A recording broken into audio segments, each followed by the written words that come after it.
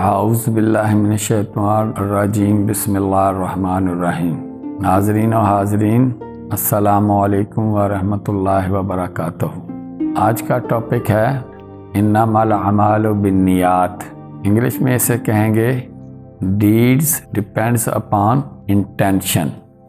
اعمال سے یہاں ہماری مراد ہے کہ روزمرہ زندگی کے انسانوں کے ساتھ معاملات اور اللہ سبحانہ تعالیٰ کے احکامات کی پیروی، یا انسان اور اللہ تعالیٰ کا تعلق کس طرح سے اعمال کے ذریعے سے، افعال کے ذریعے سے دکھاتا ہے۔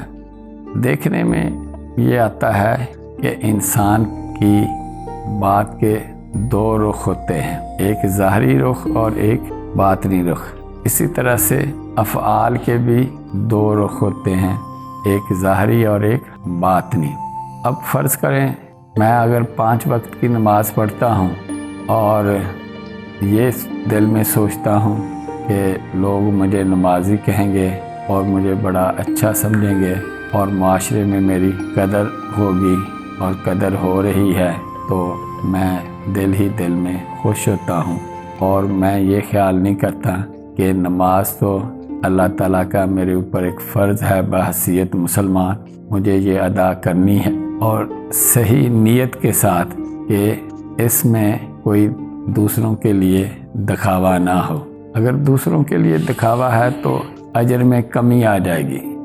اگر نماز میں دوسروں کے لیے دکھاوا ہے تو دوسرے تو خوش ہو جائیں گے، معاشرہ تو بڑا اچھا کہے گا، لیکن اللہ تعالیٰ کے ہاں یہ چیز جو ہے وہ اچھی نہیں سمجھی جاتی اور اعمال میں کمی لائی جاتی ہے کہ تم میرے لیے تو یہ کام نہیں کر رہا ہے، تو لوگوں کے لیے کام کر رہا ہے، دکھانے کے لیے کام کر رہا ہے۔ اسی طرح سے وہ کوئی سخاوت کر رہا ہے، غریب لوگوں کی مدد کر رہا ہے، اور نیت میں یہ ہے کہ لوگ کہیں گے واہ بھائی واہ، بڑا سخی ہے اور بڑا غریبوں کا خیر خواہ ہے اور ایسے دولت خرچ کر رہا ہے، پھر تو وہ شخص جو ہے اپنا مال بھی دے رہا ہے لیکن وہ گھاٹے میں بھی جا رہا ہے۔ کیوں؟ اس کو وہ اجر نہیں ملے گا جو ملنا چاہیے۔ نیت میں تو اس کے یہ ہے کہ لوگ جو ہے وہ مجھے سخی سمجھیں اور میری بلے بلے ہو اور میں جو ہے لوگوں کی نظر میں بڑا ایک مالدار اور مال لٹانے والا سمجھا جاؤں۔ تو تمام اعمال کی جو صورتحال ہے وہ ہماری نیت کے اوپر سارا انحصار ہے۔